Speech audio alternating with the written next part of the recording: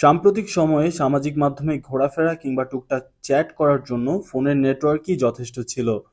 কিন্তু বাড়ি থেকে অফিসের কাজ করতে গেলে উল্টো বিপত্তি ঘটে। আকার ও আয়তনে একটু ভারী ফাইল পাঠাতে অন্ততপক্ষে আধা ঘন্টা সময় লাগে।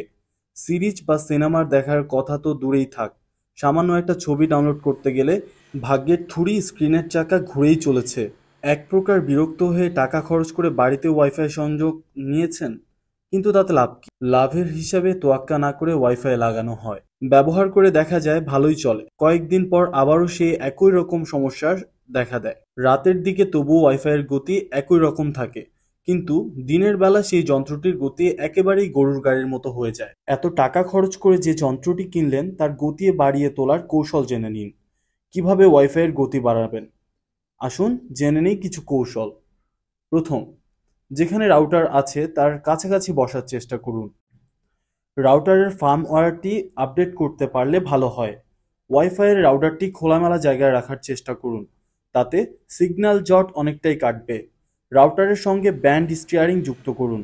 এই যন্ত্রাংশটি মূলত রাস্তার ট্রাফিক কন্ট্রোলের মতো কাজ করে থাকে, যাতে নির্দিষ্ট ডিভাইসের সঙ্গে রাউটার অবিচ্ছিন্নভাবে যুক্ত থাকতে পারে।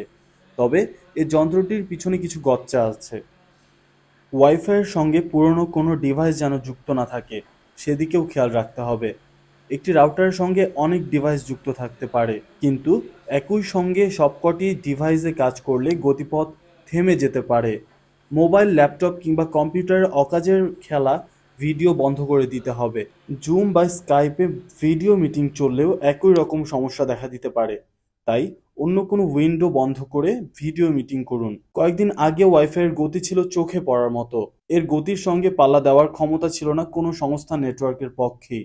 আগে যারা ফোনের হটস্পট নিয়ে মাতামাতি করতেন, এখন তারাই রীতিমতো ওয়াইফাইয়ের ভক্ত।